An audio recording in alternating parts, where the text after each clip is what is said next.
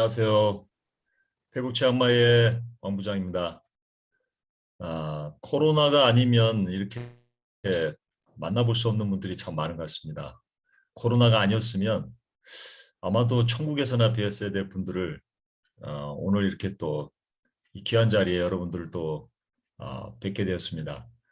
아, 저는 음, 태국 치앙마이에서 지금 사역을 하고 감당하고 있는 어, 왕부장 선교사입니다.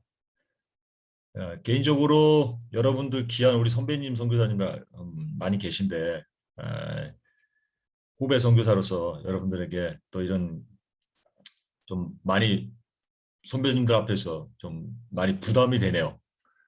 동료 선교사들, 후배 선교사님들 함께 저의 작은 삶을 말씀을 통해서 잠시 나누고 서로에게 도전이 되었으면 좋겠습니다. 저는 4대째 신앙의 집안에서 태어났고요. 저희 어머니가 하루에 9시간씩 기도하시던 아주 좀 그 당시 어렸을 때 좀 저희 어머님들 기도를 많이 하셨잖아요. 예, 저희 어머니도 특별해서 항상 또 새벽기도 갔다 오면 저희 머리맡에 앉아서 다시 또 한 3-4시간을 기도하시는 아침밥도 안 주면서 그렇게 기도하시는 뭐 그 정도는 뭐 제가 뭐 감당이 되는데 중학교 때 사춘기 때 어느 날 어머니가 기도하시는데 아들을 주님께 헌신한다 그러는 거 그것도 뭐 괜찮아요. 뭐 견딜만 합니다.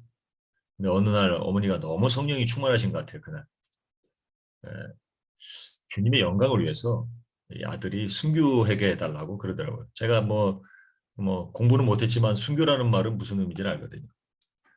그래서 제가 너무 화가 나서 자다가 벌떡 일어나서 내가 왜 순교해야 되냐? 어머니나 순교하시라고 그런 시절이 있었습니다.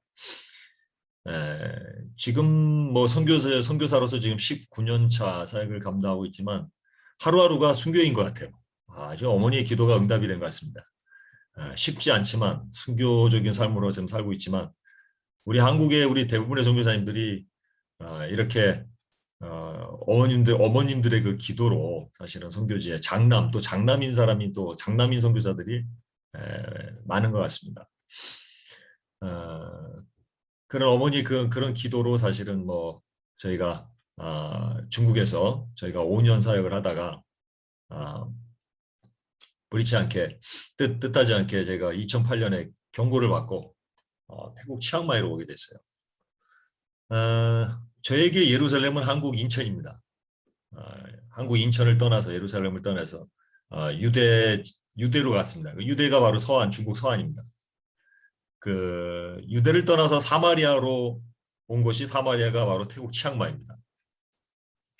그래서 예루살렘과 유대와 사마리아와 그래서 마지막 땅끝이 남았는데 그 땅끝은 제가 땅끝 가기에는 좀 무리인 것 같아요. 여기 사마리아까지는 제 역할인 것 같습니다. 그래서 제 대신 제가 갈 수 없는 땅끝을 우리 중국인 선교사들을 훈련시켜서 제 대신 보내고 있습니다. 음, 제가 이제 그런 선교사 훈련 사역을 중국인 선교사 훈련 사역을 지금 감당해서 현재 저희 한국 선교사들이 갈 수 없는 곳이 있어요. 북한, 그다음에 지금 아프간 같은 경우는 많이 추방됐기 때문에 아프간, 중앙아시아, 중동, 동남아시아 쪽으로 저희들이 지금 선교사로 보내고 있습니다. 현재 21명이 2008년부터 제가 14년간 사역하면서 21명이 중국인 선교사들이 나가서 사역을 감당하고 있고요. 길게는 12년, 10년, 9년, 8년 사역들을 감당하고 있습니다. 제가 땅끝을 갈 수 없으니까 저 대신 중국인 제자들을 훈련시켜서 땅끝으로 보내는 사역을 지금 감당하고 있고요. 두 번째로는 저희가 동원 사역을 감당하고 있습니다. 우리 지금 이 코로나로 인해서 이게 줌으로 전 세계 이렇게 중보 기도 사역이 진행이 되듯이 저희도 줌을 통해서 중국 교회와 북미 화교교회, 대만, 말레이시아 화교들과 함께 매주 금요일마다 저희들이 선교 집회를 하고 있습니다. 그래서 그들이 선교를 감당할 수 있도록 그들에게 그들이 갖고 있는 자원들이 있어요. 중국 대륙교회는 인적 자원이 있습니다. 그다음 북미 화교교회 같은 경우는 이제 재정 자원이 많아요. 그리고 기도 자원, 인적 자원과 이 재정 자원과 이 기도 자원들을 지금 동원을 통해서 이 화교나 중국 대륙교회가 세계 선교, 땅끝 선교를 감당하기 위해서 저희들이 지금 선교 집회를 감당하고 있고요. 1년에 2번씩 선교 줌으로 선교 대회를 준비 중에 계획 중에 있습니다. 또 제가 지금 제 뒤에 보이는 것이 지금 저희들이 일주일 전에 세운 복음 카페입니다. 한 손엔 복음을, 한 손엔 자립이라는 그 코로나 이후에 새로운 선교 전략으로 태국교회 청년들을 향해서 저희들이 시작했습니다. 카페 직원들이 제자 훈련을 받고요. 그 다음에 이들이 각 커피를 마시러 온 이들에게 복음을 전하는 그런 역할들을 감당하다. 그래서 그것이 카페가 교회로서의 역할을 감당할 수 있도록 저희들이 복음 카페 사역을 저희들이 시작했는데 코로나임에도 불구하고 지역의 이 주위 지역의 이 태국 사람들이 너무 감사하게 단골들이 벌써 생기고 있고 좀 많이 찾아오고 있습니다. 저에 맞는 은사를 찾은 것 같아요. 카페 사장이 저한테 너무 맞는 것 같아요. 사람을 만나고 교제하는 것이 너무 좋고 하여튼 뭐 인생의 후반전에 복음 카페를 통해서 또 하나님 어떻게 행하실지를 기대하고 있습니다. 또 제가 감당하는 사역 중에 하나가 이제 건강한 선교사 공동체입니다. 이 치앙마이 가서 사실 선교사님들이 한 300여 명이 계신데 분위기가 너무 좋습니다. 그래서 여러 방면으로 운동과 기도와 힐링 사역 모임을 통해서 선교사님들이 분위기가 참 따뜻하고 하나 되는 그런 분위기 아주 좋은 선교사 공동체 형성을 저는 사역을 하고 있습니다. 오늘 본문에 보면 사도 바울이 이렇게 고백합니다. 자기 소개를 하면서 하나님 뜻으로 사도된 나 바울은 이 참 멋있는 고백입니다. 이 개인 소개를 하는데 첫 번째 말이 참 중요한데 하나님 뜻으로 사도된 나 바울은 그러니까 오늘 아침에 우리가 한번 생각해야 될 부분이 하나님 뜻으로 사도된 나 바울은 신실한 에베소 성도들에게 편지하면서 은혜와 평강이 넘치기를 원한다. 지금 이 고백이요. 지금 이 사도 바울이 지금 이 감옥 안에서의 고백입니다. 에베소서는 그래서 이 본질적인 문제를 많이 다룹니다. 고린도 전후서나 갈라디아서를 보면 이 사도 바울이 감옥 안에 있을 때 쓴 것이 아니라 감옥 밖에서 썼어요. 그래서 보통 뭐 갈등 문제라든지 생활 문제라든지 환경이라든지 어떤 문제에 초점을 맞췄다고 본다면 이 에베소서는 감옥 안에서 사도 바울이 그 외독이랍니다. 고난과 그 외로움 속에서 그 침묵 속에서 그 어려움 속에서 그 광야에서 사도 바울이 묵상하면서 쓴 것이 에베소서입니다. 그래서 이 에베소서의 문제를 보면 본질적인 문제를 다루고 있어요. 구원은 무엇인가? 복음은 무엇인가? 영적 전쟁에 대해서 이 감옥이라는 고난 속에서 이 본질적인 문제를 찾고 있습니다. 근데 이 감옥 안에서 본질적인 문제를 이야기하면서 사도 바울이 자신을 소개할 때 너무나도 당당하게 자기를 소개하고 있다는 것입니다. 나는 하나님의 뜻으로 사도가 됐다. 나는 단체의 뜻으로 사도 바울이 된 것이 아니고 나는 내 뜻으로 사도 바울이 된 것이 아니고 나는 누구 지인의 뜻으로 된 것이 아니고 나는 어머니 기도의 뜻, 어머니 기도로 사도가 된 것이 아니라 나는 분명하게 고백합니다. 하나님 뜻으로 사도된 나 바울은 이 사도 바울이요, 이 힘들고 주위에서 사도 인정을 안 하고 있고 불이익당하고 매맞고 어려움 속에서 굶고 고통 속에 있는 이 감옥에 있음에도 불구하고 당당하게 하나님의 사도, 하나님의 뜻으로 사도됨을 선포하고 있습니다. 절대 흔들리지 않는 거예요. 어떤 어려움 속에서도 이 사도 바울은 절대 흔들리지 않는 확신인, 그 뿌리는 뭐냐면, 정체성의 뿌리는 뭐냐면, 나는 하나님 뜻으로 사도되었다. 이 어려움 속에서 자신의 이 정체성을 찾는 겁니다. 파송교의 뜻도 아니고, 부모의 뜻도 아니고, 배우자의 뜻도 아니고, 파송 단체의 뜻도 아니고, 사도 바울은 분명히 얘기합니다. 나는 하나님의 뜻으로 사도가 되었다.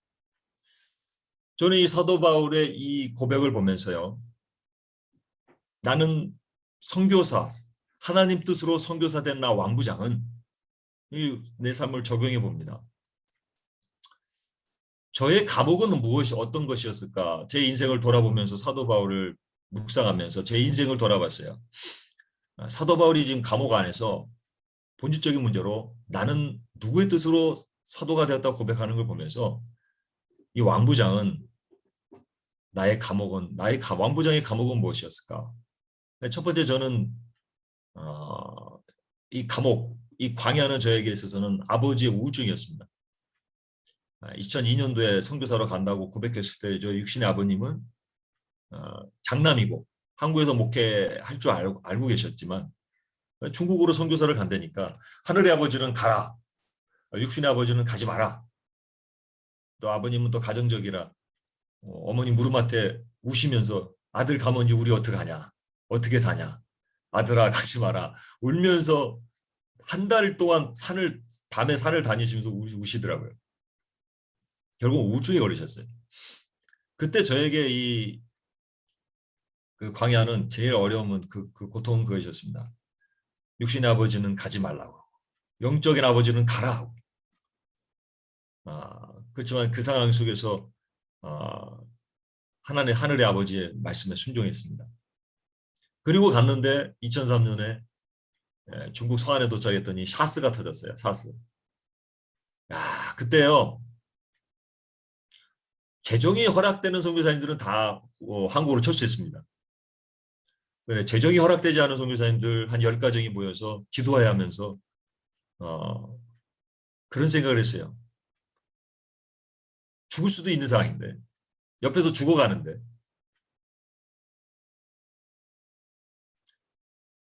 재정이 안 돼서 여기서 죽으면 참 마음이 참 착잡했어요. 이제 그런 상황 속에서 선교가 쉽지 않다는 것을 깨달았습니다. 이 정도는 문제가 아니에요. 저의 감옥은 우리 자녀들이 선교지에서 적응을 못하는 것이고, 특히 큰 아이가 참 선교지에서 적응을 못하고 고통스러워하는 모습을 보는 이 부부의 마음은 너무나 고통스럽습니다. 뭐 그거를 경험해 보지 않으면 이해할 수 없는 부분입니다. 그러니까 그런 고통 속에 있는 분에게 우리가 함부로 위로를 한다는 것도 사실은 조심스러운 부분이에요. 왜냐하면 제가 겪어보니까 그 고통을 경험해 보지 않으면 그 마음을 이해하기가 쉽지 않다는 거죠. 아이가 힘들어하는 모습을 보는데 그 부모 마음이 너무나 찢어지는 거예요. 그 고통 속에서 저희도 최근에 뭐 한 4, 5년을 울면서 선교지에서 지냈습니다. 그것이 어릴 때부터 지금까지 자녀가 선교지에서 적응하지 못하는 모습을 보는데 이 부모 마음은 너무나 힘든 그런 광야였죠. 그리고 또 재정적인 어려움이 또 마이너스, 빚을 지면서 또 사역을 했어요. 치앙마이 와서 선교사 훈련을 시키면서 재정이 없으니까 아내가 카드로 빚을 지면서, 그때 여동생이 하는 말이 선교사가 무슨 빚을 지냐, 돌아와. 그때 그때도 눈물밖에 안 나더라고요. 하나님 이게 어떡합니까? 선교사가 빚을 지면서 사역을 해야 됩니까? 그때 하나님께서 또 마음에 회개의 마음을 주시고 나를 전적으로 의지하라. 그때 어떤 그런 전환점이 되었죠. 또 미성숙함으로 팀에서 또 팀이 무너지는, 해체되는 그런 고통을 또 겪어봤습니다. 그리고 미래에 대한 불투명. 뭐 저 같은 경우는 보험도 없고요, 파송교회도 없고, 노후 대책도 없어요. 산무 정책입니다. 아무것도 없어요. 이럴 때마다 우리가 반드시 확인해야 할 것은, 내가 하나님을 사랑하지? 아멘. 내가 하나님의 뜻대로 부르심을 받았지? 아멘. 그러면 모든 것이 합력해 손을 이룰 것이다. 아멘. 내가 하나님을 사랑하는가에 대해서 확인하는 겁니다. 그리고 내가 하나님의 뜻대로 부르심을 받았는가에 대해서 확인하는 거예요. 이런 감옥에 갇힐 때마다, 이런 광야에 만날 때마다 제가 깨닫는 것은 내가 하나님을 사랑하지였습니다. 내가 하나님 뜻대로 부르심을 받았지? 하나님의 뜻대로 선교사로 부르심을 받았지? 내가 누구의 단체 뜻이 아니다. 내 개인의 뜻도 아니고 누구 파송교의 뜻도 아니다. 나는 하나님의 뜻대로 부르심을 받았는가에 대한 질문을 던집니다.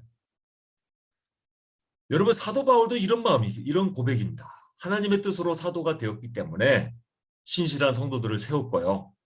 하나님의 뜻으로 사도가 되었기에 은혜와 평강을 본인이 누릴 뿐만 아니라 그것을 선포하고 나누어주는 축복의 통로로 사용받은 것입니다.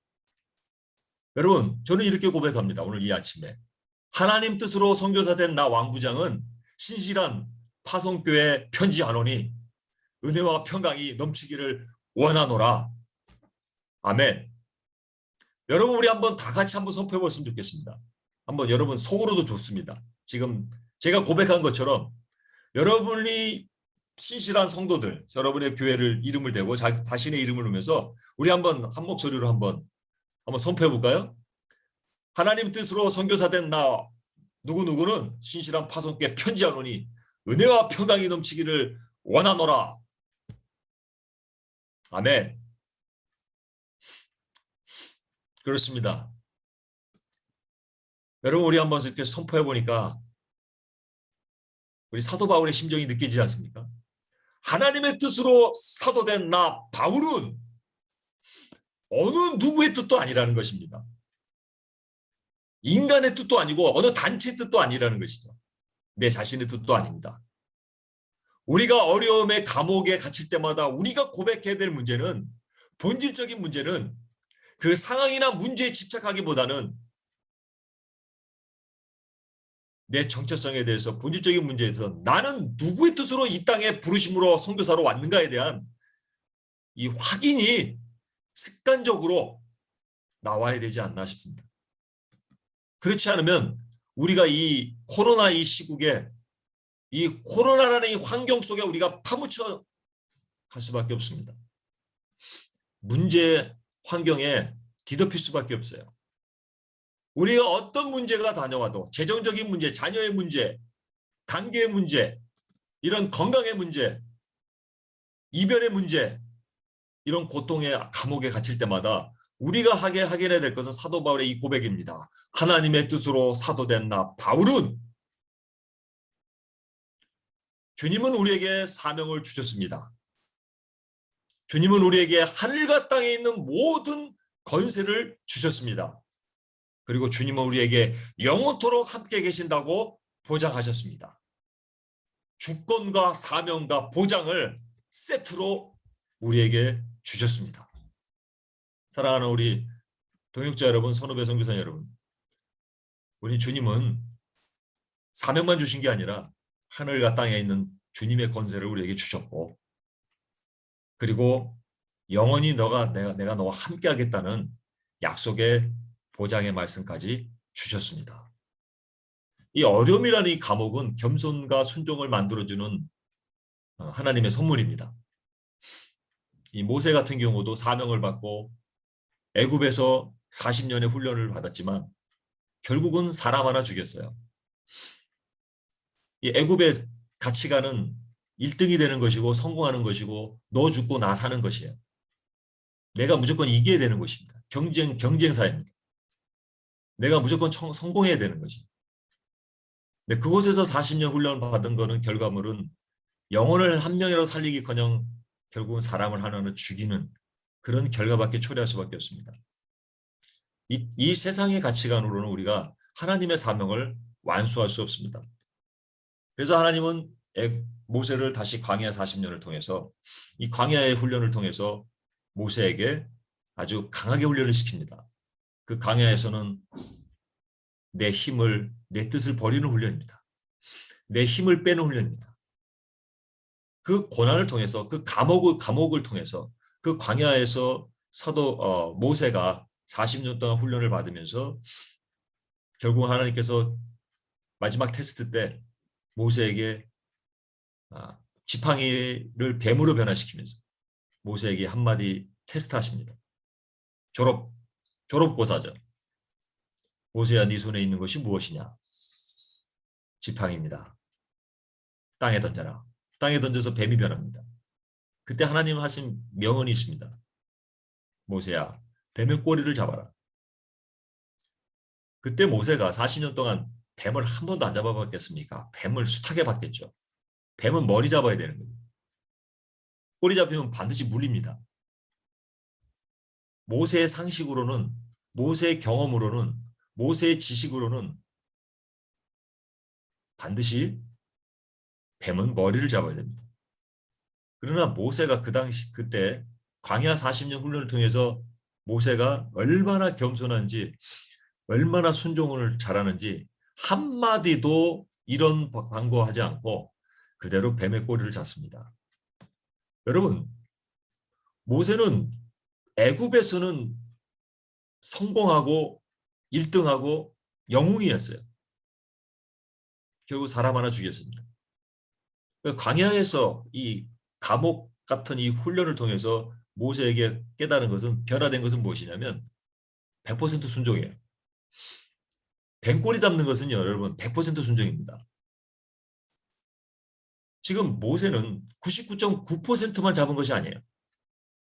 만약에 99.9%만 뱀꼬리를 잡은 것은요, 그 100%, 1% 안에 모든 100%가 포함되어 있기 때문에 그 진정한 순종이 아닙니다. 하나님이 우리에게 원하는 것은, 뱀꼬리를 잡는 것은 100%로 원하십니다. 그러려면 내 생각, 경험, 상식을 100% 내려놔야 됩니다. 내 힘을 다 빼야 됩니다.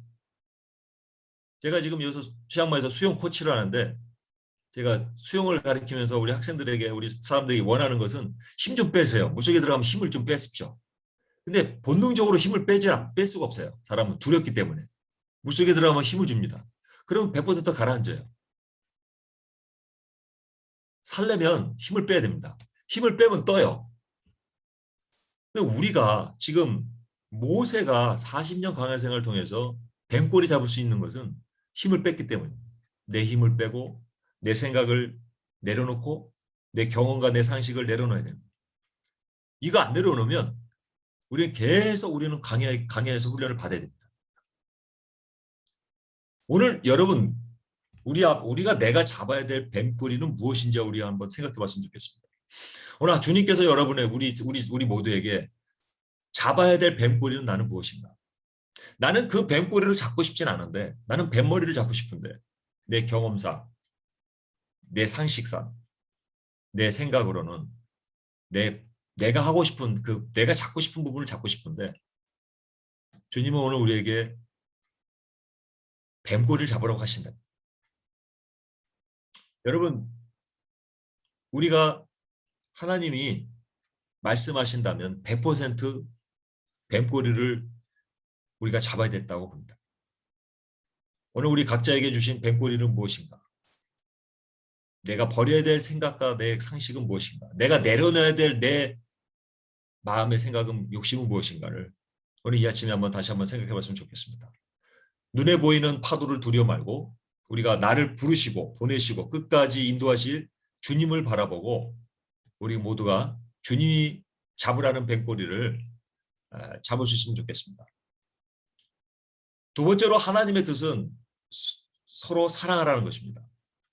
말과 혀로가 아닌 행함과 진실함으로 우리가 사랑해야 됩니다. 사도 바울은 신실한 에베소 성도들이 있었어요.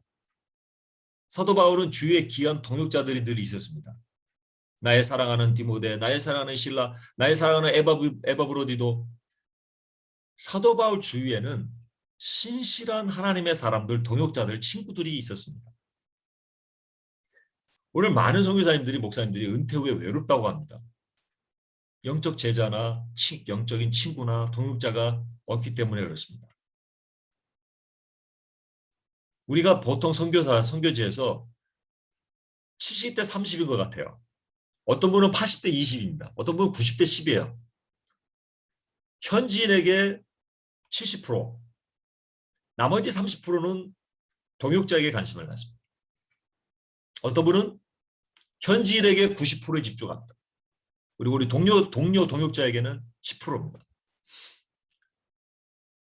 그러다 보면 많은 선교지에서 현지인에게 관심 갖고 동역자에 대한 관심을 갖다 보면 현지인에게 거의 관심을 갖다 보면 알게 모르게 주위의 선교사님들과 경쟁의 관계로 가게 되고 그럴 혹시라도 내 안에 경쟁심으로 만약에 사역을 하다 보면 진정한 친구 관계 우리 선교사님 동료 선교사님들이 동역자의 관계가 아니라 친구가 아니라 경쟁 상대로 가게 되면 내 안에서 독이 나오죠. 그러면 70% 80% 현지인에게 내 안에 독이 그들에게 흘러가는 거예요. 그러면 그 독을 먹은 현지인들은 선교사의 그 독을 먹은 현지인들은 건강하게 영향력을 할 수 없던 것입니다. 반대로 동료 선교사님들하고 관계를 정말 건강하게 세워준다면 거기에서 나오는 기쁨과 생명이 현지인들에게 양약으로 흘러가는 것이죠. 여러분 저는 돌진형입니다. 돌진형, 공격형입니다. 지금까지 제 사역을 저는 앞만 보고 달리던 사람입니다. 죽으면 죽으리라입니다. 지금까지 제 사역을 달려오면서 속도가 한 300으로 달렸던 사람이에요. 근데 어느 날 제가 몇 년 전에 바닥을 치면서 그 큰 고통 가운데 처하면서 바닥을 치고 나니까 이 동료 선교사님들이 평범한 것이 얼마나 감사하고 행복한지를 깨닫게 됐어요. 동료 한 분 한 분이 선교사님들이 얼마나 귀하다는 것을 깨닫게 되었어요. 철이 들었어요. 철이. 이 앞만 보고 달리다 보니까 이 주위에 이 아름다운 환경을 못 본 거예요. 여유가 없어요. 제가 태국에 여기 빠이라는 곳이 있어요. 아름다운 그 높은 고지대. 근데 거기를 가려면 이런 걸 뭐라 그러죠? 이런 길을 이런 길을 굽어지는 길을 800개를 넘어야 됩니다. 800개. 근데 거기를 제가 속도를 저도 또 한 속도 하니까 여기서 뭐 180, 190 봤거든요. 근데 거기는 그렇게 밟으면 죽어요. 그러니까 그래도 보통 사람들은 3, 40 밟는데 저는 성격이 급해서 한 막 6, 70 밟아요. 스릴을 맛보면서. 옆에 사람들은 얼굴이 누렇게 뜨죠. 농담으로 얘기해요. 무서우면 나처럼 눈을 감으라고. 그러면 더 놀래죠. 이 사람 옆에 있는 분들이. 막 그렇게 스피드로 하다가 제가 고통을 당하면서 바닥을 치는 일이 생기면서 눈물을 흘리면서 평범한 것이 얼마나 감사하고 우리 옆에 있는 선교사님들 한 분이 한 분이 얼마나 귀하다는 걸 깨닫고 나니까요. 철이 드니까 운전도 속도를 줄이더라고요. 그래서 그때 40으로 30으로 달렸어요. 그랬더니 저 옆에 있는 아내가 여보 창밖에 너무 풍경이 아름답네요. 처음으로 보네요, 여보. 창밖에 풍경이 너무 아름답다는 거예요. 그렇게 뭐 6, 7번 가도 못 보던 그런 풍경들이 그리고 저도 운전하면서 천천히 가니까 다른 사람들이 또 적응을 못 하더라고요. 왕 부장이 왜 운전을 이렇게 천천히 가냐. 그 빠이 가는 길이 너무나 아름다웠어요. 그러니까 앞만 보던 속도만 내던 사람이 속도를 줄이니까 평소에 보지 못했던 풍경들이 보이기 시작하고 주위에 옆에 있는 선교사들이 보이기 시작하고 내 뒤를 보게 되고 내 자신을 보게 되고 속도를 늦추다 보니까 나를 보게 되고 주님이 우리에게 원하는 것은 서로 사랑하라는 것이죠. 선교지에서 우리에게 친구가 동역자가 얼마나 귀하다는 것을 그리고 우리가 그렇게 화목하고 말과 혀로만 아니라 행함과 진실함으로 우리 옆에 있는 선교사님들이 정말 건강하게 이런 선교사들이 건강한 가족 공동체로 얼마나 주님이 하나님의 뜻이 그곳에 있는가를 오늘 사도 바울을 통해서 우리가 다시 한번 깨닫게 됩니다. 신실한 에베소 성도들에게 편지한다. 신실한 디모데, 신실한 에바브로디도, 신실한 살라. 여러분 바울에게 이렇게 신실한 가족 공동체가 있었다는 것이죠. 우리가 이런 것이 사랑함이 평강입니다. 오늘 사도 바울은 은혜와 평강을 너희에게 넘치기를 원하노라고 고백합니다. 은혜는요, 일회성이에요. 주님으로 인해서 구원을 받는 것이 은혜입니다. 하나님과의 관계가 회복되는 것입니다. 그렇지만 평강은요, 지속성입니다. 계속 진행되는 것이에요. 이 평강은 옆에 사람과의 관계가 회복될 때 나오는 기쁨입니다. 가족과의 관계가 회복될 때, 동역자의 관계가 회복될 때, 아내와의 관계가 회복될 때, 이것이 평강입니다. 이 반복성을 우리가 있어야 되는데 보통 우리는 은혜는 있는데 평강은 부족할 때가 많습니다. 은혜는 있는데 평강은 부족하다. 하나님의 일은 열심히 하는데 동료와의 관계는 건강하지 않다. 아내와의 관계는 건강하지 않다. 자녀와의 관계가 건강하지 않다. 이거는 평강이 없는 것이죠. 은혜는 이례적이지만 평강은 계속 반복적으로 우리 죽을 때까지 지속적으로 우리에게 누릴 수 있는 축복입니다. 여러분, 은혜는 주님과 관계 회복이지만 평강은 가족, 동역자, 현지인과의 관계 회복에서 나오는 것입니다. 우리가 앞만 보고 달리다가 이젠 좀 옆 동료들을 보면서 함께 갔으면 좋겠습니다. 늦게 가도 함께 갔으면 좋겠습니다. 저희 치앙마이에 신마라는 공동체 모임이 있어요. 신마. 신표와 마침표. 코로나 때문에 생긴 모임입니다. 중국에서 오신 선교사님들과 태국에 있는 선교사님들이 연합해서 한 20여 명이 매주 한 번씩 모이는 모임이에요. 족구 모임입니다. 족구 모임. 족구 한 번 끝나고 나면요. 같이 쌀국수 먹으러 가요. 그 쌀국수 먹으면서 아이스크림 먹으면서 친구, 가족이 됐어요. 그래서 어려운 일이 있으면요. 이 신마 모임이 제일 팔을 걷어붙이고 뭐 부모님이 돌아가셨을 경우는 서로 또 십시반 모아서 자발적으로 또 기도하고 어려운 일 생길 때 서로 도와주고 같이 울어주고 같이 웃어주고 이 코로나 생기면서 이 신마 모임이요. 이 치앙마이에서 가장 활성화가 됐어요. 연합이 됐어요. 중국 선교사님과 태국 선교사님들이 연합이 됐습니다. 하나가 됐어요. 형제예요, 형제. 라이벌이 아닙니다. 그래서 이 가족 공동체, 사랑 공동체가 형성이 되니까 선교 공동체까지 가더라고요. 같이 또 연합 사역이 이루어지는 거예요. 우리는 이 사랑 예배 공동체가 형성되지 않은 상황에서 사역 공동체로 먼저 가기 때문에 팀이 깨지기가 쉽습니다. 그렇지만 먼저 우리가 예배로 사랑으로 공동체가 되어질 때 그 다음에 자연스럽게 사역 공동체로 나아가게 되는 것입니다.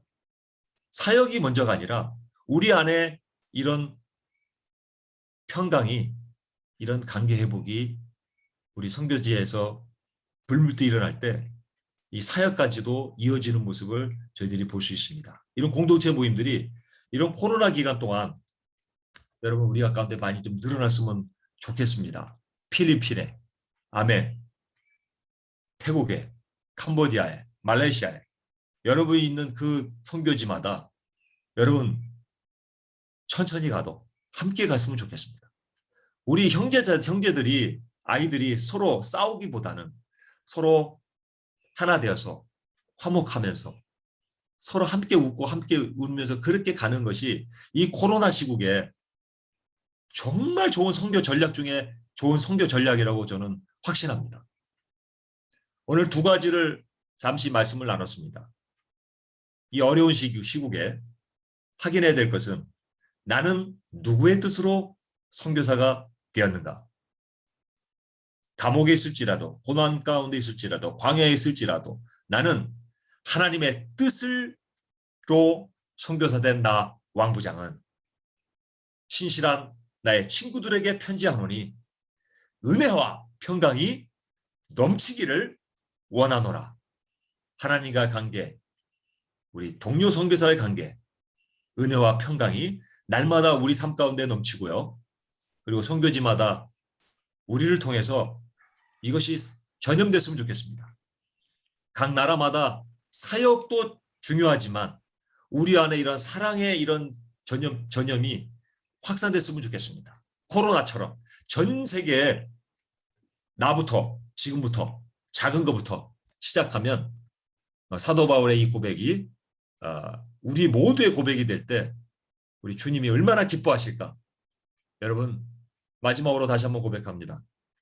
하나님의 뜻으로 선교사 된 나 왕부장은 전 세계에 퍼져 있는 우리 동료 선교사들에게 편지하노니 은혜와 평강이 넘치기를 원합니다. 아멘. 네, 마치겠습니다.